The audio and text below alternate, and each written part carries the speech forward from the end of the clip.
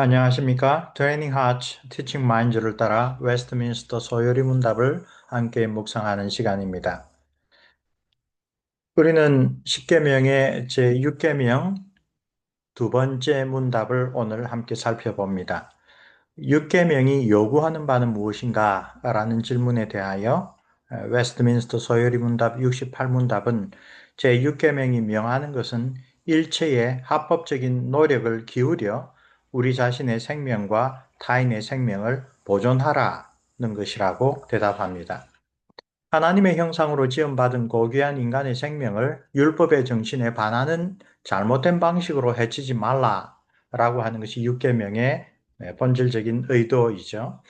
명령 자체는 금지의 형식으로 제시되어 있습니다. 살인하지 말지니라.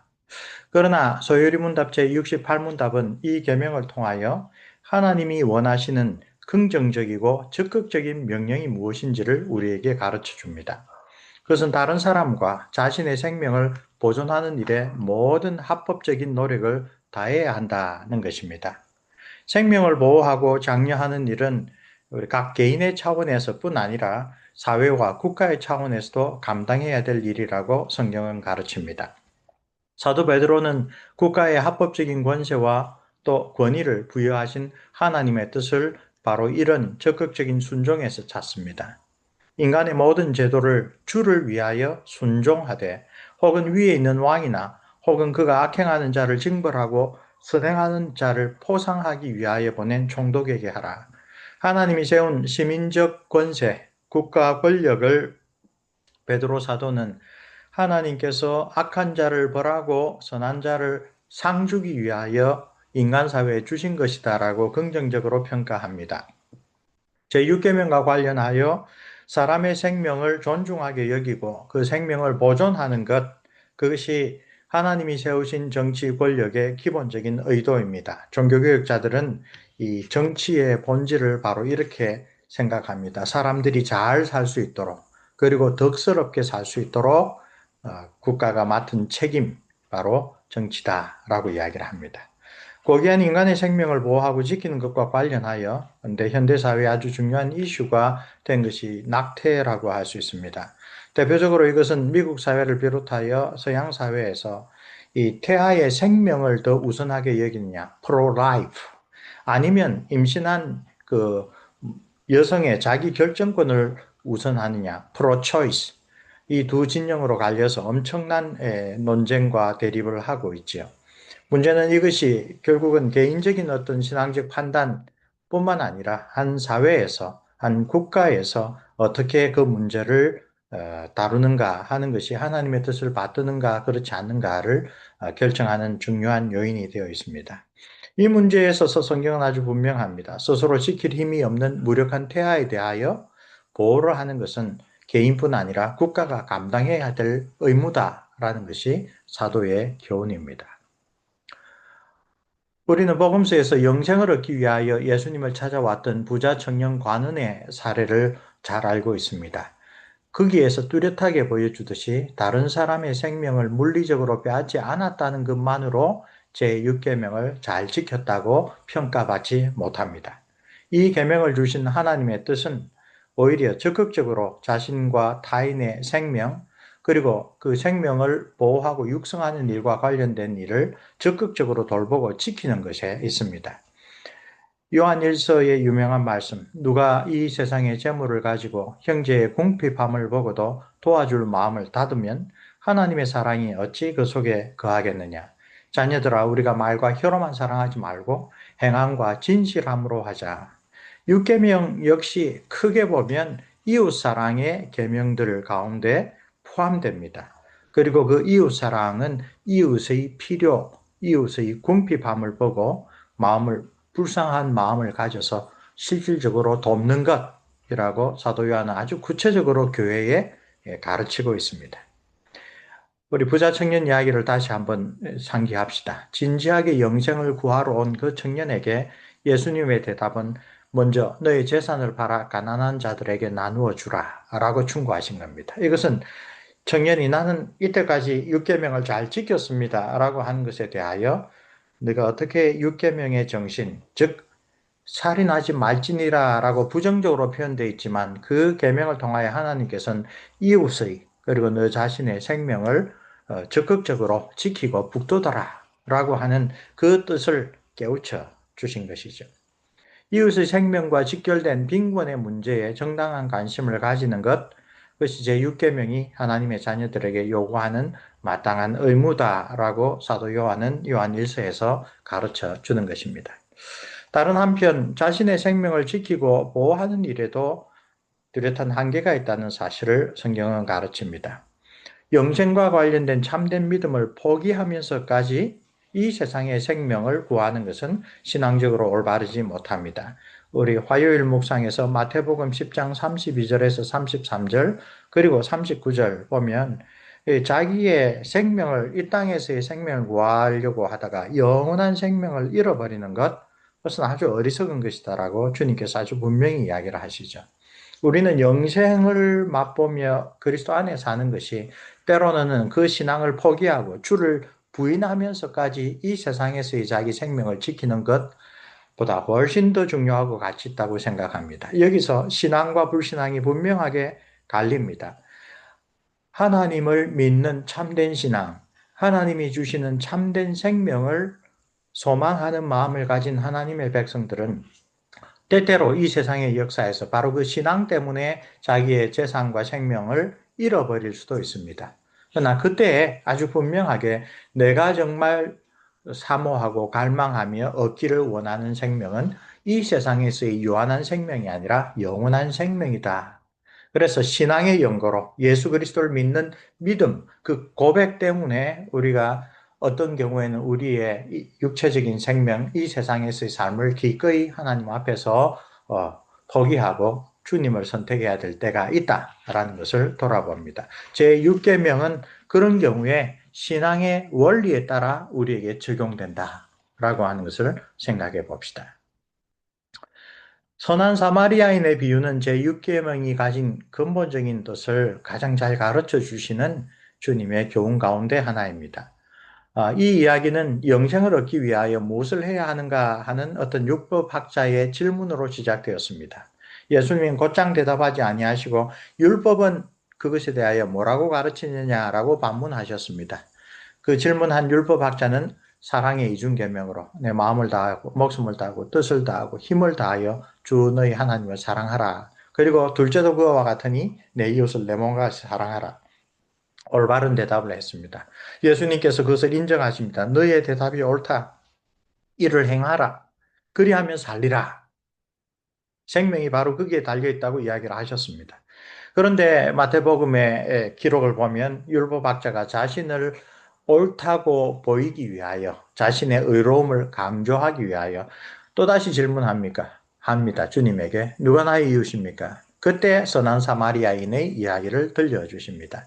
그리고 예수님은 그 선한 사마리아인의 비유에서 강도 만난 자에게 소위 율법을 잘 알고 있다라고 하는 제사장도 레위인도 뭐 다 도망가고 공경을 당한 강도 만난 그 공경한 처지에 있는 사람을 실제로 도와준 사람은 유대인들이 멸시하는 사마리아인이라고 이야기를 하면서 공경에 처한 사람에게 자비를 베푸는 것이 사랑이다. 이 이야기는 이제 6계명의 적극적인 뜻이 자기와 다른 사람의 생명을 북돋기 위하여 할 수 있는 최대한의 노력을 다해라 라고 하는 그 뜻을 가장 잘 보여주는 것이 이 선한 사마리아인과 같은 행실이다. 그런 대처다라는 것을 보여줍니다. 6계명은 내가 다른 사람을 물리적으로 해하는 것이 아니라 공경에 처한 사람을 선한 사마리아인처럼 돕는 데서 이루어진다라는 것을 잘 보여줍니다. 제6계명은 이웃사랑의 큰 정신을 다른 사람들의 생명 및 그와 관련된 일을 적극적으로 돌보고 지키는 사랑의 행위를 우리에게 명령하는 것입니다. 거룩하신 하나님은 자신의 언약 백성이 삶의 모든 측면에서 거룩해지기를 원하시는데 특히 제6계명을 통하여 사람들에 대한 사랑과 배려를 베푸는 일에서도 마찬가지로 거룩해지기를 명하시는 것입니다. 그 사랑은 율법학자의 질문처럼 내 이웃이 누구인가 하는 그런 관점이 아니라 지금 사랑과 자비를 필요하는 대상에게 내가 교회가 그걸 베풀어야 한다라는 가르침에 있습니다. 그것이 성경이 말하는 참된 경건입니다. 모든 사람들은 자기를 사랑하는 사람을 사랑으로 반응할 줄을 압니다. 성경은 그것을 하나님의 백성이 아닌 이방인도 할 수 있는 사랑, 하고 있는 사랑이라고 말합니다. 근데 하나님의 언약 백성에게 요청하는 이웃 사랑은 로마서 12장에서 잘 이야기하듯이 원수까지도 사랑하라는 고상한 사랑의 계명입니다. 이것은 우리가 우리의 본성에 따라 실천할 수 있는 일이 아닙니다. 성령의 인도하심을 따라 옛 사람을 버리고 새 사람으로 살아가는 신령한 그리스도인들이 실천할 수 있는 일입니다. 선지자 이사야가 참된 경건을 가르치면서 제6계명의 긍정적인 요구가 무엇인지 잘 가르쳤죠. 우리 어제 이사야 본문을 보면 잘 알 수가 있습니다. 이사야 58장 3절에서 10절 말씀. 성령의 깨우침과 역사하심을 입은 그리스도인들은 단순히 다른 사람들에게 해를 끼치지 않는 것으로 계명을 올바르게 지켰다라고 생각하지 않습니다. 제6계명을 올바르게 지켜놓으라고 주님 앞에 구할 수 있으려면 주님께서 부자 청년 관원에게 하신 말씀, 곧 내 소유를 팔아 가난한 자들에게 나누주라 라는 그 교훈을, 또 선한 사마리아인이야말로 제6계명을 바르게 지켰다라는 그 교훈을 우리도 마음으로 받아들여 삶에서 실천해야 6계명을 지킨다라는 것을 무겁게 우리는 받아들입니다. 그것이 하나님의 백성의 올바른 경건적 태도입니다. 결국 이 세상의 소유물이 영생보다 더 중요하였던 그 불행한 부자 청년 가문과는 달리 우리는 성령의 역사하심으로 재물의 청지기 역할을 잘 감당하는 하나님의 참된 거룩한 백성이 되어야 합니다. 주석가들은 아주 엄격하게 이야기를 합니다. 내 소유를 팔아 가난한 자들에게 나눠주고 너는 나를 따르라. 그리하면 영생을 선물로 받을 것이라. 그 갈림길에서 이 부자 청년 관원은 결국 주님을 따르는 것을 포기했습니다. 그는 결국 물질주의자고 현세주의자고 이 세상에서의 삶이 더 중요한 사람으로 드러났습니다. 우리는 그러하지 않습니다. 자, 성경 공부를 하나 소개합니다. 신명기 21장 1절에서 9절 말씀인데요. 그 말씀을 아래서 5가지 질문으로 살펴보기 전에 우선 이 공과의 인트로덕션을 통하여 제6계명의 의미가 무엇인지를 다시 한번 돌아봅니다. 마틴 루터 선생은 10계명의 오른쪽 돌판, 이웃 사랑에 관한 계명들의 순서가 큰 계명에서 작은 계명으로 진행된다. 즉 살인 행위라고 하는 아주 중요한 일에서 탐욕이라고 하는 마음속의 일로 그런 식으로 배열되었다라고 소개했습니다. 그러나 주님의 지혜로운 법령 구성은 또한 우리에게 이렇게 가르칩니다. 달리 해석할 수 있는데요. 앤드루 큐번 허번 목사님은 하나님의 율법은 단순히 우리가 남을 죽이지 않을 때 성취되는 것이 아니라 오직 우리의 마음이 거룩해질 때, 마음속으로부터 탐내는 것 자체가 해결될 때 성취되는 것이라. 제6계명을 묵상하기 위하여 성경 본문을 2가지 제시하는데 신명기 21장과 누가복음 10장입니다. 앤드류 큐번 허번 목사의 이런 올바른 지적을 잘 보여주는 성경적인 증거입니다.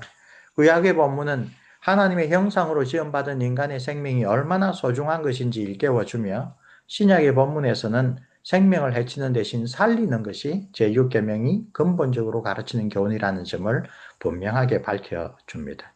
우리는 선한 사마리아인에 대해서는 살펴보았습니다.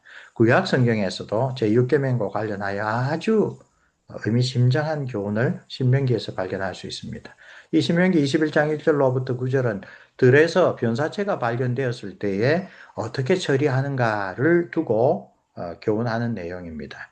그 내용은 여러분이 본문에서 살펴보시고 바로 해설 들어가겠습니다. 오늘 본문에서 우리는 무고하게 죽음을 당한 사건을 아주 심각하게 다루는 하나님의 규례를 봅니다. 살인범을 알 수 없는 피살체가 들에서 발견되면 그것은 하나님의 백성들의 공동체에 대단히 엄중한 문제로 받아들여졌습니다.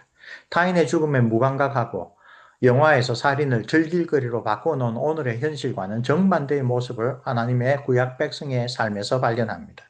모세를 통하여 내려준 본문의 규례는 하나님의 형상으로 지음받은 인간의 생명의 존엄성을 가르쳐주는 규정입니다. 이것은 성경의 일관된 강조점들 가운데 하나입니다. 무엇보다 예수님 예수께서 사람이 만일 온 천하를 얻고도 제 목숨을 잃으면 무엇이 유익하리요? 사람이 무엇을 주고 제 목숨을 바꾸겠느냐라고 마태복음 16장에서 강조하셨습니다. 따라서 살인은 그 존엄한 생명을 되돌릴 수 없이 최종적으로 해치는 것이며 그 생명을 주신 하나님을 모독하는 끔찍한 범죄입니다. 오늘 신명기 21장의 규례를 지킴으로써 가나안에 정착한 이스라엘 백성은 주변의 모든 다른 민족과는 달리 생명의 존엄함, 생명을 주신 하나님의 뜻을 깊이 되새기게 됩니다. 변사체가 발견된 우연한 계기를 통하여 일상에서의 생명의 존중심을 다시금 되새기게 됩니다. 바로 그런 정신을 거룩한 백성들에게 심어주시는 계명이 십계명의 6째 계명입니다. 21장 자체에는 그 변사체의 살인의 범인을 발견하지 못할 때 동서남북으로 거리를 지어서 가장 가까운 데 있는 마을에서 누구가 그 책임을 물어야 되지 모르는 그 경우에도 하나님의 거룩한 공동체에서 일어난 이 육계명을 어기는 사건에 대하여 속죄하도록 이 규정을 했습니다. 어떻게 보면 그 가까운 마을이 그 당사자가 아닐 수가 있습니다. 살인범이 다른 마을에 있을 수도 있습니다. 그러나 범인을 찾지 못하는 그러한 변사체가 발견된 살인 사건에 대하여 이스라엘 공동체 자체가 이것은 엄중한 일이다라는 것을 모든 백성들에게 깨우쳐주는 귀한 교훈을 담고 있는 규정입니다. 하나님의 형상인 인간의 생명의 소중함을 강조하는 제6계명과 관련하여 구약 성경은 그 의도를 중요하게 여깁니다.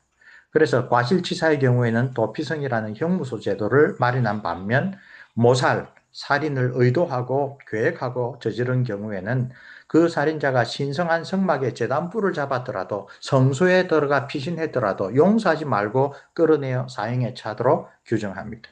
이런 정신은 아주 구체적인 관례들에도 잘 나타납니다.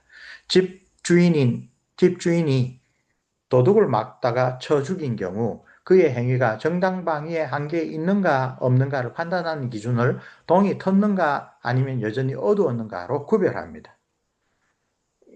어두운 가운데는 주인이 자기의 재산과 생명을 지키기 위하여 도둑과 싸우다가 쳐 죽여도 그것은 정당방위입니다. 그러나 날이 밝았을 때는 죽이지 않고도 도둑을 쫓아낼 수 있는 충분한 환경이 된다라고 생각해서 날이 밝았는데 도둑을 쳐 죽이면 살인죄가 됩니다.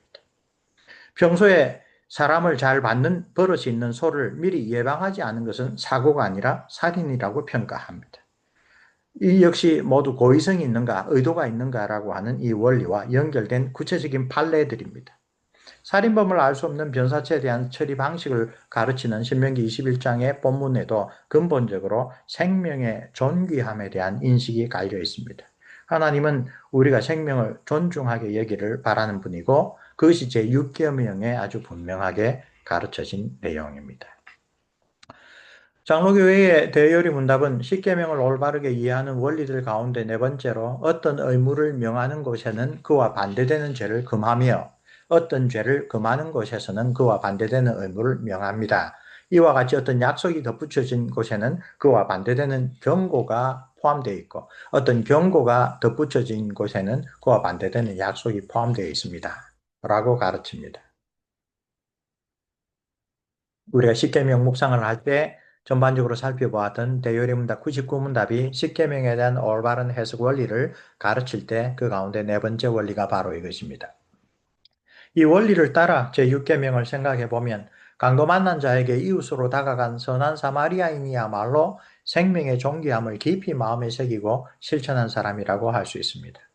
종교개혁자 마틴 루터 선생은 바로 이런 성경의 근본 교훈에 따라 6계명을 이렇게 설명합니다.